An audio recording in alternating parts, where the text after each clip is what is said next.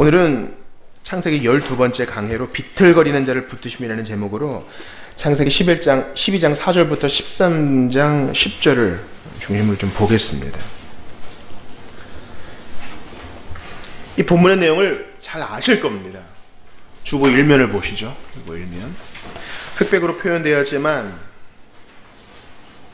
또 다분히 이제 서양 화가가 그렸으니까 서유럽 방식으로 그린 것이긴 하지만 딱 오늘 본문의 내용과 맞죠. 자, 화면의 우측에는 이게 이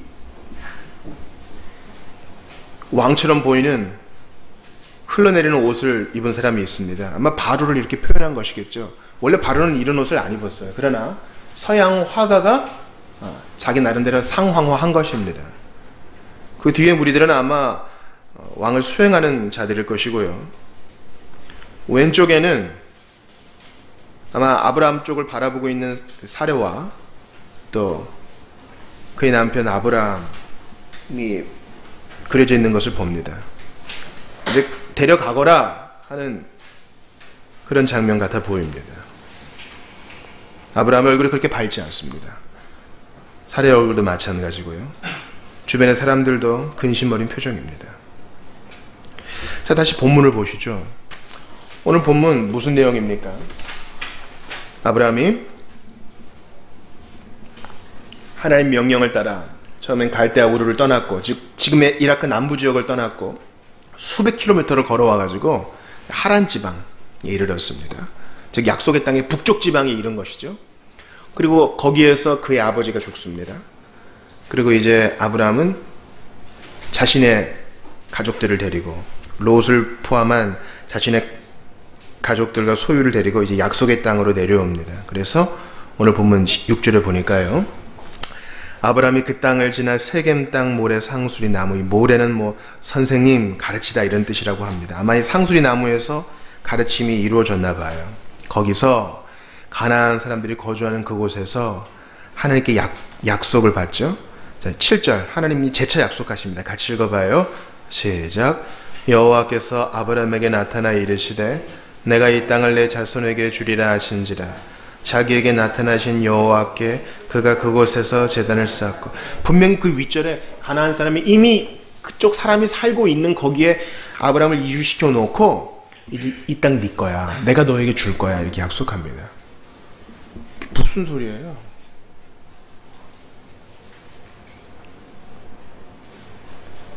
그리고 정작 아브라함은 이제 장막을 짓고 살죠. 장막을 치고 삽니다.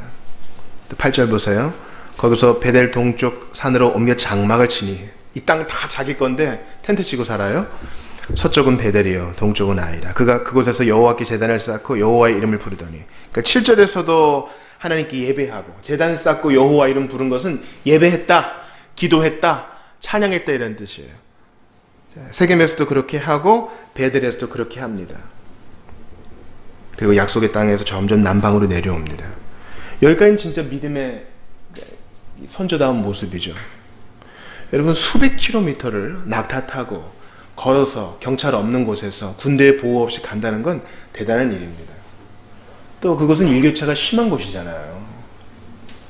또 아이들도 있고 또 여자들도 있는데 또 보호도 해야 되고요. 짐승들도 데리고 가야 되고요.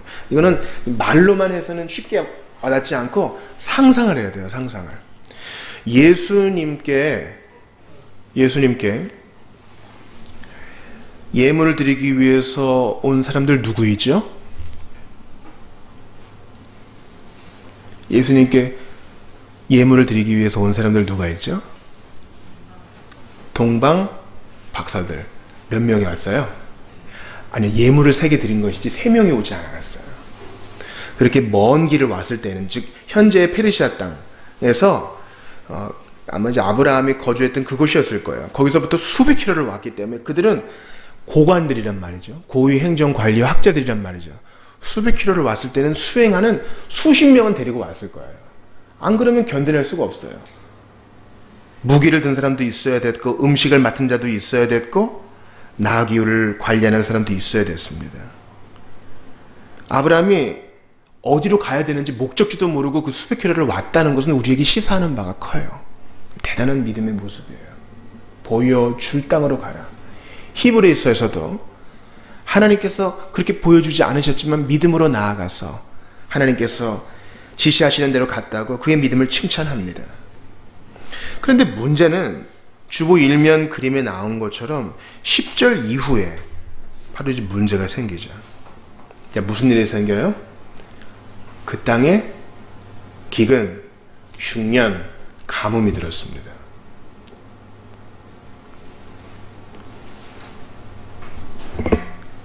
아브라함은 아마 반유목 형태로 생활을 했었기 때문에 가축들을 먹이기 위해서는 물이 절대적으로 필요했을 것입니다. 근데 물이 없으니 문제가 생긴 거예요. 근데 밑에 애굽, 이집트에는 나일강이 흐르거든요. 아마 전 세계에서 거의 유일하게 이 남에서 북으로 흐르는 그 비옥한 땅과 강, 나일강은 마르지가 않아요. 거기에는 먹을 게 풍성하다는 얘기를 들어서 갑니다. 문제는 여러분 7절 8절 다시 보세요. 제단을 2번이나 쌓고 예배를 드리고 주님의 이름을 불렀던 아브라함의 모습은 없고요. 자, 10절에 땅의 기근이 심해서 그냥 상식적으로 판단을 한 거예요. 그 사이에 여호와께 제단을 쌓고 물어봤다. 이거 하나만 있었으면 좋았을 뻔했어요. 그리고 그 결론은 여러분들이 잘 아십니다. 자, 무슨 일이 있습니까? 아브라함이 이제 175세까지 살았는데 지금은 75세보다 조금 더 나이가 먹었지요. 그러니까 인생의 아직 절반도 채 살지 않은 겁니다. 그러니까 이제 한참 젊은 때예요. 그러니까 그의 아내가 아름답다, 좀 이해가 됩니다. 그의 아내 사레가 아리따운 여인, 누가 보기에도 예쁜 여자. 그 당시에 미의 기준이 어땠는지는 몰랐지만 그 당시의 기준으로 너무나 완벽한 여성이었던 거예요. 그래서 어떻게 말을 맞춥니까? 당신을 내 아내라고 하면 당신 예뻐가지고 분명히 어디론가 갈 테니 누군가가 청혼하고 또 권력 있는 사람이 데려갈지 모르니 내 목숨을 위해서라도 우리 거짓말을 하자. 거짓말.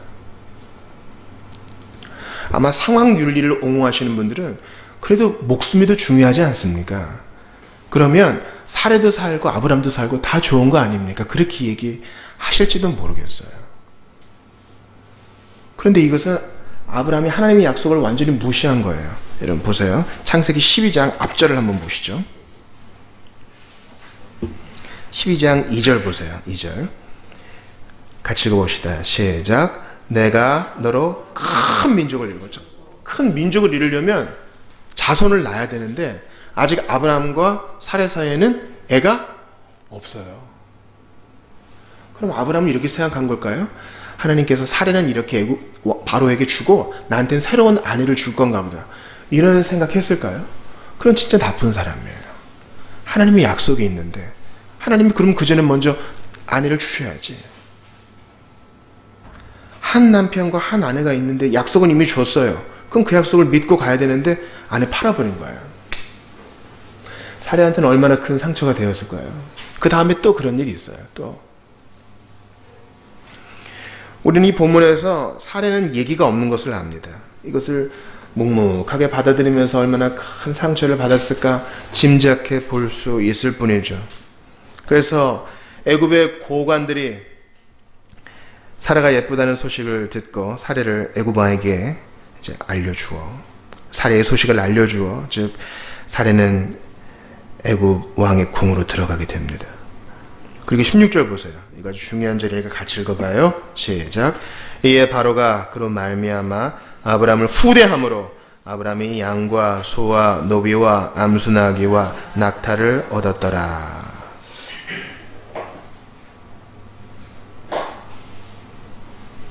오빠니까 보호자니까 이제 지참금 정도를 이렇게 많이 주었겠죠.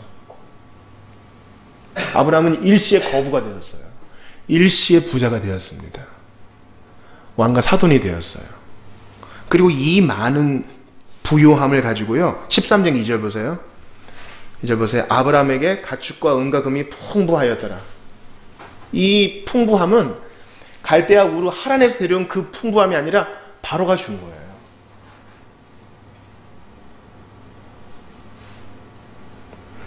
결국 어떻게 됩니까? 하나님께서 개입하셔가지고, 하나님께서 재앙을 내리셔서 개입하셔가지고 바로가 진실을 알게 되고 아브라함은 꾸지람을 받고 그 땅을 떠납니다. 여러분 이거 보면은 뭐 생각 안 나세요? 출애굽 요약판 아니에요? 출애굽 요약판이잖아요. 야곱과 12아들 왜 애굽에 내려갔어요? 기근이 있으니까 내려갔잖아요. 그죠? 그래서 거기서 시간이 지나서 노예 생활을 하다가 모세가 와서 하나님의 이름으로 그들이 구출될 때 그들이 애굽 사람들이 모세와 이스라엘 백성들에게 많은 은금 패물을 줬잖아요. 그래서 그들이 부자가 되어서 홍해를 건넌 거예요. 그 은금 패물이 성막을 짓는 재료가 된 거예요, 여러분. 그래서 이 본문을 보면서 이거 봐라, 이거 어차피 잘 된 거 아니냐 그렇게 얘기하시는 분들이 있어요. 바벨론 유수에서 풀려날 때도 마찬가지죠. 에스라에서 뭐라 그래요? 고레스 왕이, 페르시아 왕이 너희들 이스라엘 백성들 성전 지으러 갈 건데 이제 옛날에 뺏어온 거 다 돌려줄 거야. 그리고 너희들도 그들이 성전 지으러 가니까 은금 패물, 가축도 주고 먹을 것도 주고 희생 제물도 드리고 그래 좀 넉넉히 줘서 보내. 아 그래? 그럼 어차피 될 일이구나. 그렇게 얘기하시는 분들이 있어요. 하나님이 아브라함을 거부로 만들어 주시려고 거짓말도 허용하시고 사라를 팔아먹는 것도 허용하시고 약속을 의심하는 것도 허용하셨다. 그렇게 얘기하시는 분들이 있어요. 결론을 보면 그게 좋은 것 같아 보이죠. 그러나 13장 2절에 은과 금과 가축이 풍부해가지고 무슨 일이 생겨요? 롯과 갈라지게 되고 그 이전에 싸우게 되고 재산 적을 때는 안 싸웠어요. 바로가 주었던 은금 패물과 노비들이 많기 전에는 싸우지 않았다고요. 어려울 땐 어떻게 힘을 합쳐서 이겨냈는데 바로가 준 게 많아지니까 이제 싸움박질이 나기 시작하는 거예요. 또 16절 보세요. 12장 16절. 이에 바로가 그로 말미암아 아브라함을 후대함으로 아브라함이 양과 소와 그 다음 노비. 노비는 뭐예요? 여종 남종 말하는 거죠. 여기 하갈 있었을 거라고요. 나중에 하갈은 약속을 기다리지 못한 아브라함에게 들어가 이스마엘을 낳게 됩니다.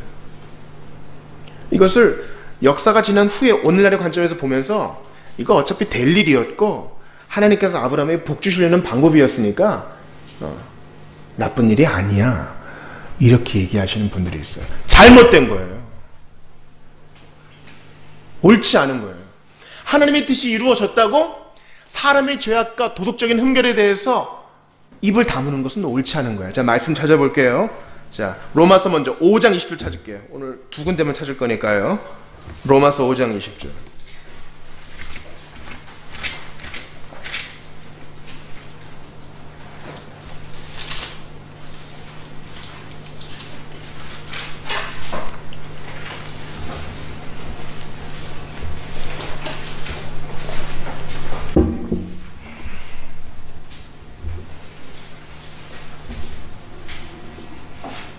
중요한 구절이니까 우리 외우는 마음으로 한번 읽어봅시다. 로마서 5장 20절 시작. 율법이 들어온 것은 범죄를 더하게 하려 함이라. 그러나 죄가 더한 곳에 은혜가 더욱 넘쳤나니. 이게 무슨 말이에요? 죄가 더한 곳에 은혜가 더욱 넘쳤다. 우리가 회심했을 때 정말 깊은 죄를 경험하고 깊은 죄책을 경험한 사람이 회복되었어요. 마이너스가 너무 깊었는데 더 큰 플러스를 얻게 되니까 바닥을 찍고 올라온 그 은혜가 너무 커가지고 더 큰 은혜를 경험하는 거예요. 그런데 이걸 비틀어요. 아, 이걸 뒤집어서 더 큰 은혜를 경험하려면은 죄를 많이 져야 되는구나. 그렇게 이용하는 사람이 있었어요. 이게 하나님의 모험이에요, 여러분. 로이드 존스가 말하기를 제대로 구원을 설교한 곳에서는 두 가지 반응이 일어난다는 거예요. 첫 번째 반응은 뭐예요? 그렇게 설교를 하면은 사람들이 함부로 살아요. 로마 교회에서 우리를 공격하는 방식이 이것입니다. 개신교 쟤네 떨어져 나간 쟤네들은 선하게 사는 건 강조를 안 해. 그냥 믿으면 구원을 받는데, 그러면 죄인으로 살다가 마음껏 놀고 마시며 살다가 마지막에 딱 믿고 구원받으면 되잖아. 개신교회들이 가르치는 것은 그래. 그들은 그렇게 우리를 공격해요. 근데 로마서는 그렇게 얘기를 안 하니 우리가 누구보다 하나님보다 똑똑한 척 해야 되겠습니까? 사도 바울의 선언은 성령 충만한 것으로, 영감된 것으로 분명히 이렇게 말합니다. 죄가 더한 곳에 은혜가 더욱 넘쳤다. 성령께서 우리에게 빛을 비추어 주시면, 그 밝은 빛을 비추어 주시면 모든 죄의 조각들과 먼지들이 다 보이게 되어서 내가 얼마나 큰 구원을 받았는지 알게 되는 거예요. 내가 그냥 존재하는 것 자체가 주님 앞에 얼마나 큰 죄였는지. 근데 이걸 뒤집으면 안 돼요. 그래서 이 잘못된 빈틈을 알고 사도 바울은 한 장 뒤에서 그 얘기를 합니다. 자, 하나 넘겨보세요. 6장 1절. 넘길 필요도 없네요. 6장 1절. 같이 읽어봐요. 시작. 그런즉 우리가 무슨 말을 하리요? 은혜를 더하게 하려고 죄에 거하겠느냐? 그럴 수 없는 일을 얘기하는 거예요. 이해가 되세요? 깊은 죄책을 성령 안에서 경험하고 주께서 우리를 해방시켜 주심을 경험한 사람은 다시 거기로 돌아갈 수 없다! 이런 거예요. 죄 짓고 회개하면 돼. 죄 많이 진 사람 은혜를 더 크게 받아. 이렇게 얘기하는 것 자체가 하나님의 은혜를 가볍게 여기는 것이요, 실제로 구원을 받지 못할 수 있는 것이니 그런데 호도되지 말라. 하나님께서 믿는 모든 자에게 구원의 문을 열어주신 것은 그렇게 구원을 이용하려는 사람들에게 열어주신 것이 아니다. 다시 오늘 창세기 본문으로 돌아와 봐요. 어차피 아브라함이 거부가 되었고, 어차피 아브라함이 거기에서 해방되었고, 여기서 큰 교훈을 얻게 되었고, 우리에게 좋은 적용점을 주니 하나님이 다 허용하신 거 아닌가? 아니에요.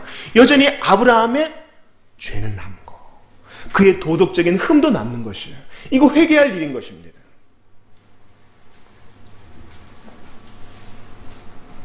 오늘 보면 13장 4절을 보세요.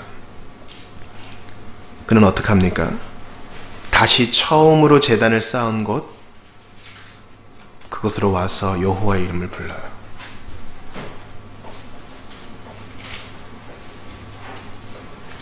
저는 오늘 본문을 통해서 아브라함은 우리와 똑같은 사람이었다. 뭐 도찐 개찐하지만 똑같은 사람이었다는 것을 말씀드리고 싶어요. 하나님의 부르심을 받고 받은 은혜 때문에 눈물 콧물을 흘려도 우리 모두는 다 죄인입니다. 구원받은 죄인이요, 여전히 주님의 도움이 필요한 죄인인 것입니다. 어떻게 사랑하는 아내를 팔아먹을 수 있어? 어떻게 수백 킬로미터를 믿음으로 온 사람이 거짓말을 할 수 있어? 우리와 아브라함이 똑같다 그랬죠. 어떤 면에서 똑같아요? 기억하세요. 첫 번째, 아브라함은 두려워했어요. 12장 10절을 보세요. 그 땅에 기근이 들었으므로 아브라함이 애굽에 거류하려고 그리로 내려갔으니 이는 그 땅에 기근이 심하였습니다. 왜 애굽으로 내려갔어요? 물이 없어 두려웠던 거예요.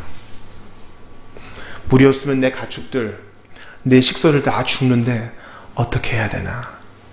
생활에 대한 염려와 두려움으로 하나님께 묻기도 전에 거의 본능적으로 빛과 같은 속도로 그럼 물이 있는 곳으로 가야지. 우상 숭배하고 내가 거짓말을 할 소지가 있는 그곳으로 가야지 생각하고 실행하는 거야. 사랑하는 여러분, 아브라함과 우리는 똑같아요. 똑같이 두려워하고 똑같이 잔머리 쓰고 똑같이 기도 안 하고 수백 킬로미터 여행이 끝나고 나서는 예배 드릴 수 있어. 매듭이 묶여졌잖아요. 한 텀 끝났잖아요. 그러나 일상의 어려움 속에서 우리는 끝까지 주님을 부를 수 있어야 합니다. 그렇지 않으면 생활의 염려로 또 두려움으로 주님의 이름 팔아먹을 수 있다는 사실입니다. 아브라함이 두 번째 문제점은 이렇게 말씀드렸듯이 거짓말한 거예요. 여러분, 자신의 마음을 한번 돌아보세요.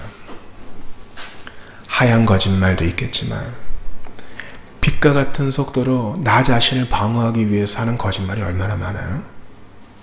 이건 뭐 생각할 것도 없어. 반사적으로 거짓말이 나오는 거예요. 그리고 핑계를 대죠. 어쩔 수 없었던 거예요. 누구를 배려하기 위해서 그랬던 거예요. 진실을 마주하기 싫은 거예요. 이것도 두려움이에요. 진실을 마주하기 싫은 그 두려움. 그래서 거짓말하는 거예요. 나의 안전도 도모하고 그 사이에서 상처받는 사례, 나의 거짓말 때문에 상처받는 사람은 생각하지 않고 일단 나의 안위만 생각하는 거예요. 아브라함과 우리는 똑같아요. 우리는 두려움의 사람이요, 거짓말의 사람이에요. 요한계시록에서 두려워하는 자들은 새하늘과 새 땅에 들어오지 못한다 했어요. 예수 안에 있는 자들은 두려움을 믿음으로 이기는 사람입니다. 주님이 불러주셨으니 설마 죽이시겠는가? 이런 배짱과 믿음이 있어야 돼요. 예수가 나 같은 것을 불러주셔서 픽업하셔서 구원하여 주셨으니 그냥 두시겠는가? 이런 배짱과 믿음이 있어야 돼요. 기도하고 기다리는 배짱이 있어야 돼요. 아브라함은 그게 없어 실패했습니다. 다 두려워요. 다 두렵다고요. 안 두려운 사람이 없어. 안 두려운 척하는 것일 뿐. 그러나 기도하면 아브라함이 첫 번째 했던 그 행동, 단을 쌓고 기도했던 그 처음 행위를 회복하면 두려움 없어져요. 내가 두려워하지 않을 거야. 두려워하지 않을 거야. 두려워하지 않을 거야. 스스로 한 100번 얘기해 보세요. 계속 두려워. 상황이 안 바뀌었거든. 그러나 여호와의 이름을 부르면 하나님께서 우리 안에 있던 두려움을 실제적으로 없애주십니다. 다시 한번 13장 4절 보세요. 그가 처음으로 제단 쌓은 곳이라 그가 거기서 여호와 이름을 불렀더라. 이것을 애굽 가기 전에 기근의 문제가 있을 때 불렀으면 얼마나 좋았을까요? 그러면 여러분, 우리 다 두렵거든요. 굶어 죽지 않을까? 무시당하지 않을까? 남은 인생이 피곤하지는 않을까? 돈이 제대로 들어오지 않을까? 남이 나를 사랑하지 않으면 어떡하지? 여러 두려움이 있어. 그러나 두려울 때 하나님의 이름을 부르세요.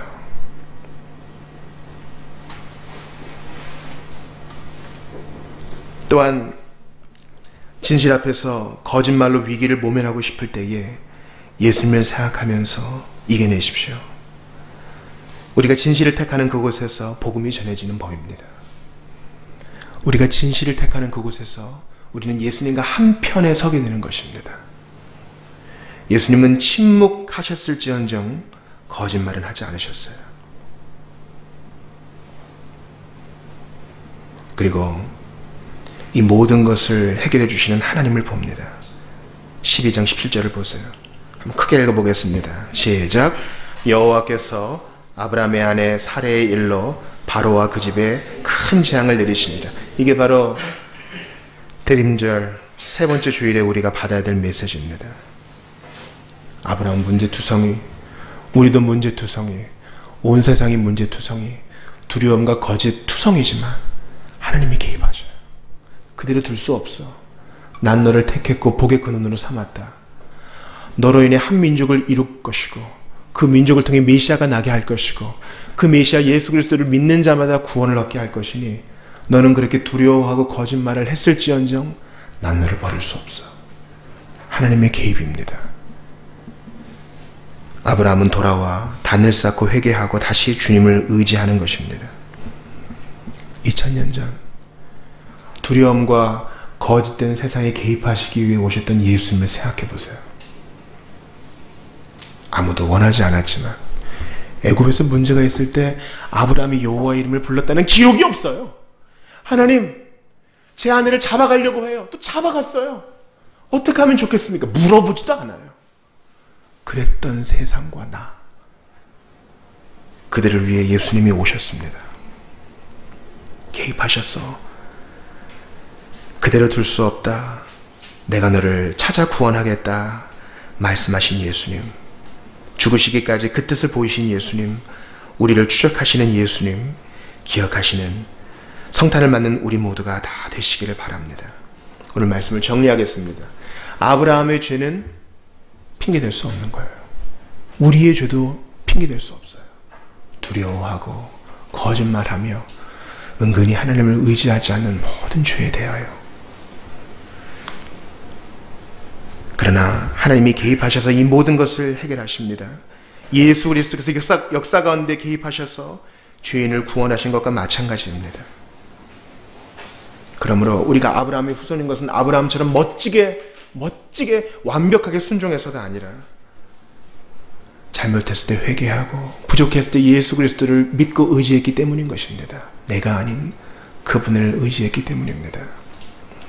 5년 전에 하나님께서 오늘 세례받는 나영의 가정에 개입하셔서 나영의 상민을 이곳으로 이끄셨고 또 오늘 세례받기까지 인도해 주셨습니다. 우리 모든 사람들 다 마찬가지예요. 하나님이 그냥 내버려 두고 방관하고 포기했다면 주님 앞에 나올 사람 아무도 없어요. 우리를 강제로가 아니라 설복하시고 사랑으로 설득시키셔서 이 자리까지 오게 하신 주님께 감사하는 오늘 되시기를 바랍니다. 우리 같이 기도를 합시다. 두 손을 모아보시죠.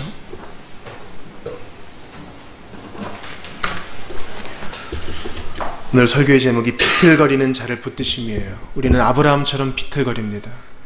아마 오늘도 비틀거리다 오신 분들이 있을지 몰라요. 비틀거려도 괜찮아요. 누구도 그것 때문에 낭망할 수 없습니다. 아내를 팔았어도 주님이 불쌍히 여기셔서 개입해 주셔서 그 공경을 이겨내게 하셨으니 주여 이번 한 주, 이번 한 달 앞으로 살게 하시는 모든 날 동안 비틀거려도 낭망하지 아니하고 주님의 이름을 부를 수 있게 도와주시옵소서. 처음 행동 되찾게 하시옵소서. 제단을 쌓고 주님의 이름을 부르는 예수님께 부르짖었던 그 처음 행위를 회복할 수 있도록 도와주시옵소서. 죄악에 빠진, 두려움에 빠진, 거짓에 빠진 세상을 구원하시기 위하여 개입하시기 위해 이 땅에 악의 몸을 오신 예수님을 생각하면서 함께 기도 올리겠습니다. 주님 감사합니다.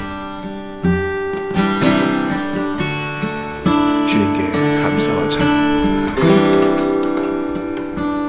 감사와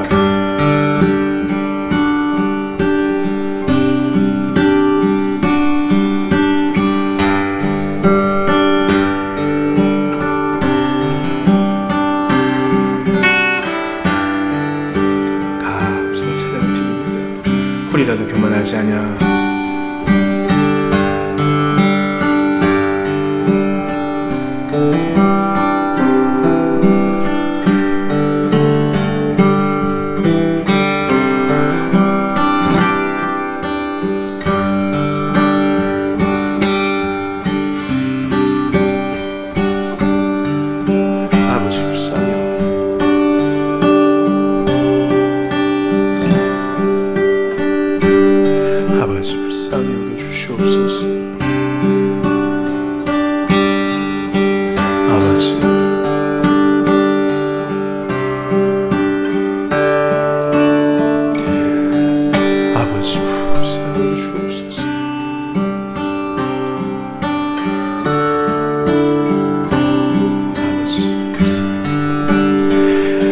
하나님 아버지, 생활에 염려가 있을 때 두려워합니다. 비교하며 두려워합니다. 눈에 보이는 것으로 인해 두려워하고 작은 것들 보고 놀라 두려워합니다. 하나님을 의지하지 않고 두려워하고 거짓말도 합니다. 남들도 다 그런다며 합리화하며 진실을 가립니다. 아브라함과 또 저희와 같은 죄인, 세상에 불쌍히 여기시는 주님, 저희와 같은 자들을 그냥 내버려 두지 않으시고 개입하시기 위해 이 땅에 오신 예수님 생각합니다. 참으로 부끄럽고 부끄럽습니다. 손과 발로 행한 것에는 늘 부끄러움이 있지만 주님은 오늘도 저희를 일으키셔서 애굽에서 벗어나게 하시고 두려움과 거짓말 할 수밖에 없는 상황에서 벗어나게 하시어 이제는 진실하게 하시고 회개한 사람답게 담대하게 하시니 주님을 찬양합니다.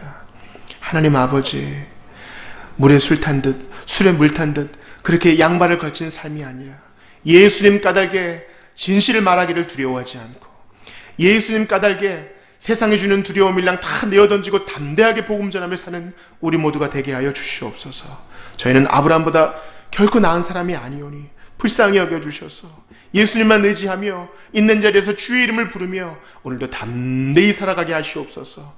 주님의 개입하심을 경험한 또 자매가 오늘 세례를 받사오니 주께서 큰 복을 내려주시고 회중 가운데에도 함께하여 주옵소서.